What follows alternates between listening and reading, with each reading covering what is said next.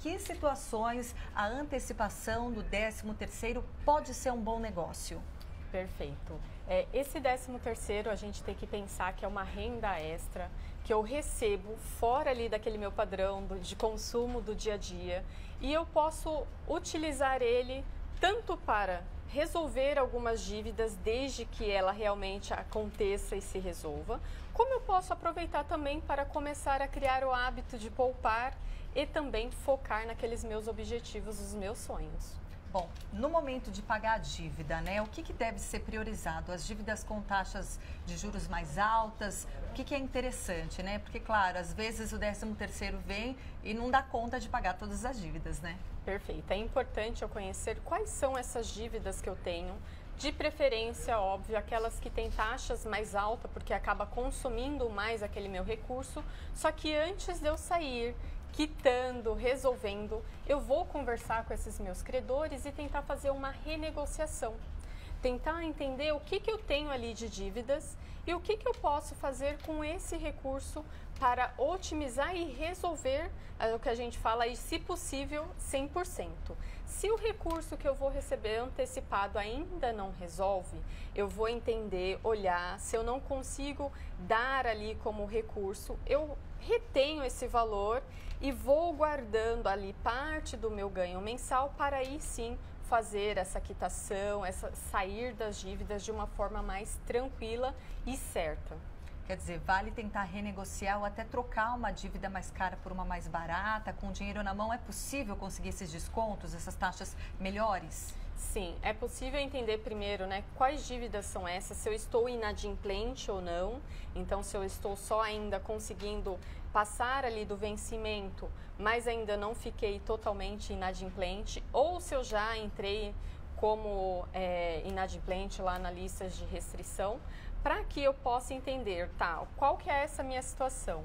O que eu vou fazer? Eu vou renegociar, eu vou solicitar descontos da multa, juros e até comparar com as instituições financeiras qual que é essa melhor taxa, qual que é aquela que eu posso otimizar e trocar. E o importante, não só trocar a dívida, não só quitar a dívida, mas entender o que gerou aquela dívida, porque acontece muito que a gente usa às vezes o 13º, usa esses recursos extras, sana, liquida, mas passa alguns meses e estamos na mesma situação.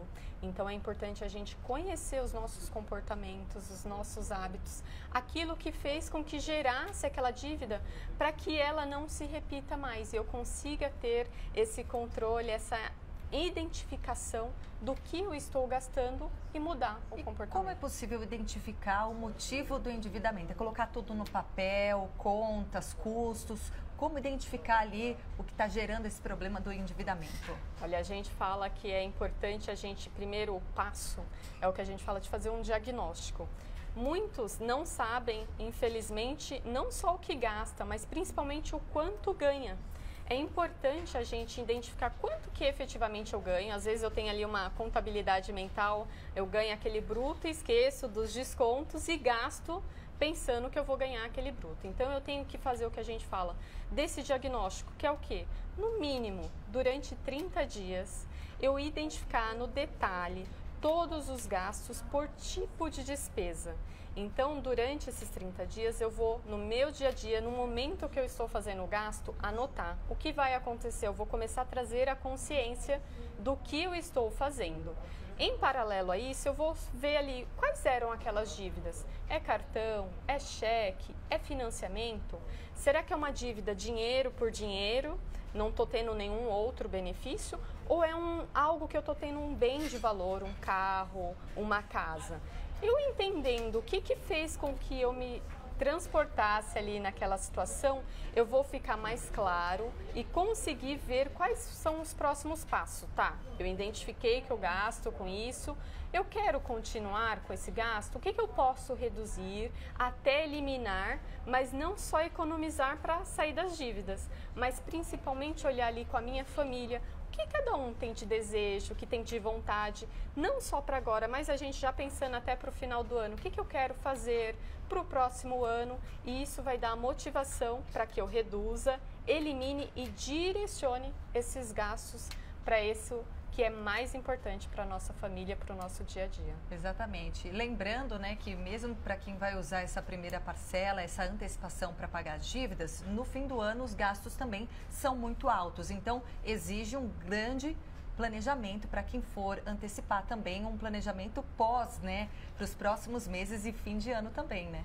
Perfeito, bem colocado. Quando eu faço essa antecipação, seja por meio das férias, que eu posso antecipar esses 50% sem taxa alguma. Que é um bom negócio também, É, né? uma ótima opção. Se a pessoa vai sair de férias aí até antes de novembro, ela pode fazer essa antecipação.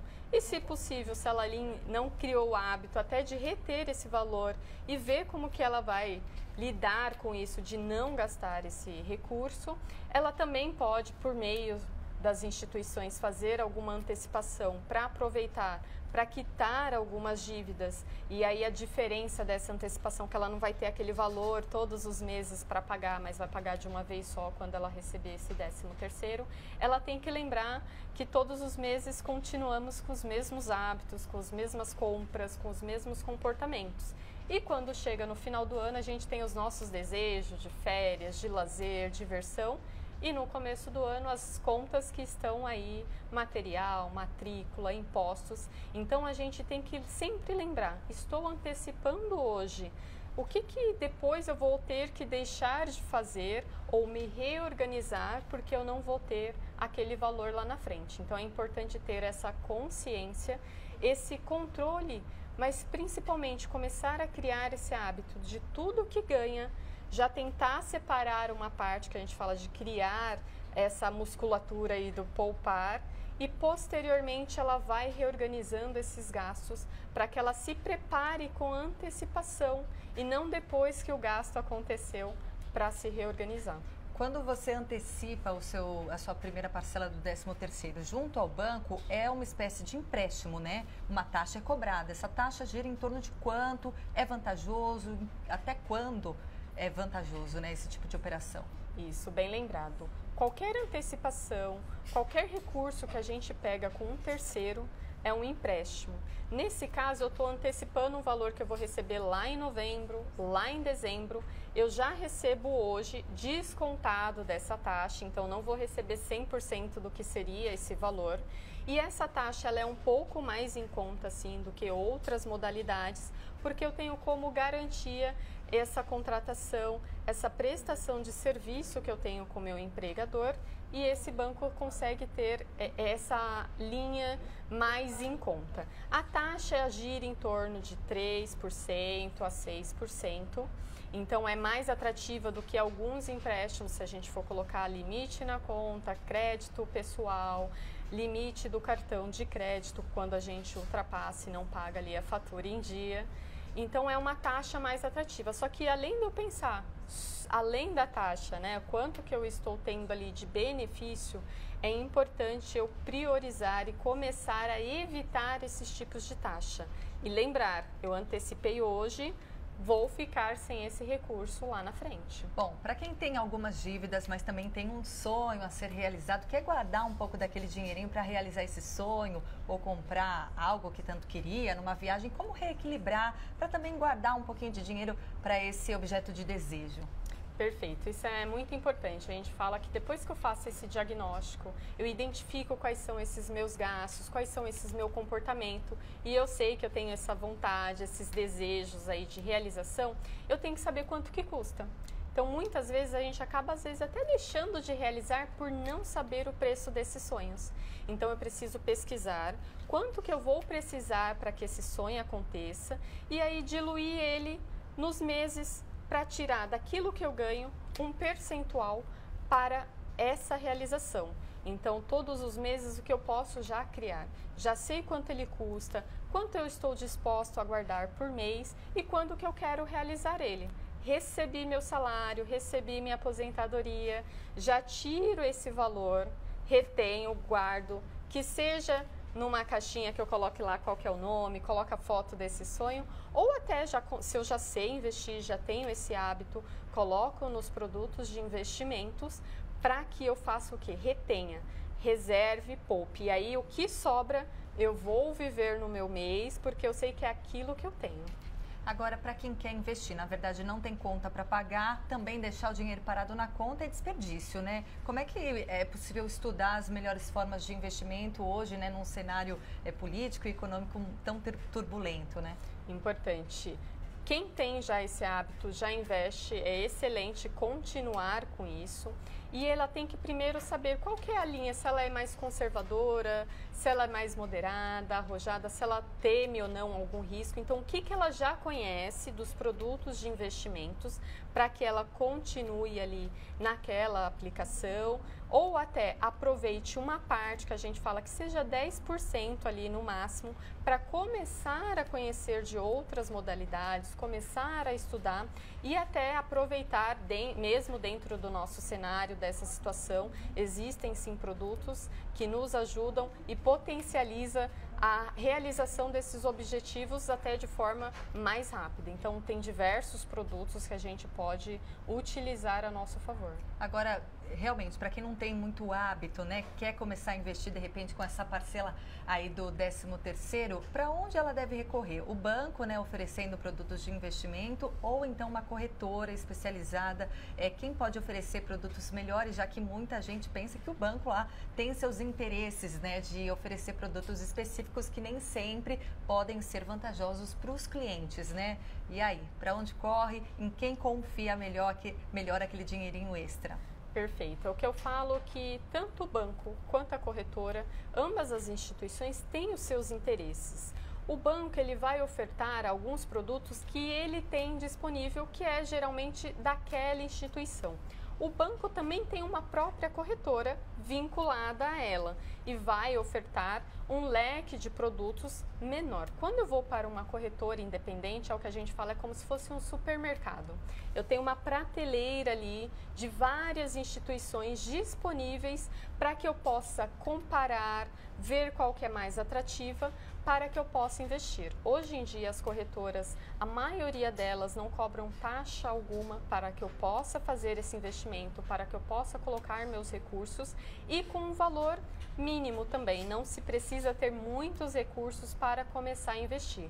O que é importante, seja o banco, seja a corretora, é o que eu já estou familiarizado. Se eu ainda não tenho esse hábito de fazer por corretora, porque eu não conheço, até porque é mais por meio da internet, então eu não tenho um espaço físico para ir lá conversar, então eu faço muito mais online.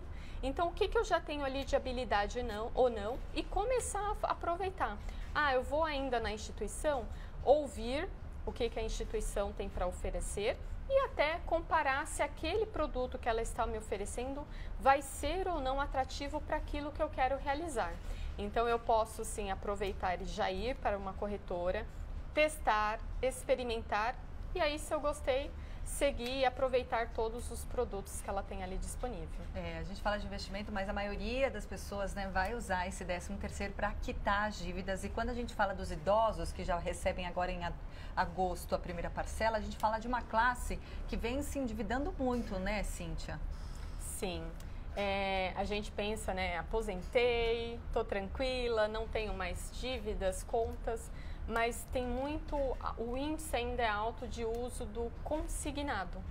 É importante a gente observar que muitas vezes até esse consignado não é o próprio aposentado que utiliza.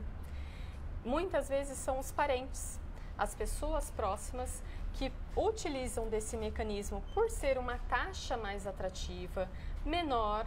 Porém, isso acaba, o recurso que a gente pode pensar que ele já não é tão suficiente assim para fazer frente àquelas necessidades, ele acaba sendo diluído e por um tempo prolongado. Então, é importante também a gente pensar que as pessoas que já estão aposentadas hoje, elas não tiveram educação financeira, elas não criaram o hábito e muitas delas ainda precisam continuar trabalhando ou muitas vezes precisam de ajuda aí dos parentes para conseguir manter aquele padrão de vida. Então, hoje, infelizmente, ainda a maior parcela da população, mais de 60 milhões aí, mais de 60% de pessoas estão inadimplentes outras estão endividadas e boa parte dessas pessoas são os aposentados. Então, a gente ainda tem aí um trabalho de conscientização, de educação financeira, de como melhor usar o nosso recurso financeiro para aquilo que é mais importante, para aquilo que faz a gente mais feliz e não somente para pagar conta. Ok, obrigada Cíntia Sena, que é especialista em educação financeira da ABFIN, a Associação Brasileira dos Educadores Financeiros, dando dicas aí do que fazer com essa primeira parcela do 13º. Obrigada. Obrigada. Até a próxima entrevista. Obrigada, Cíntia.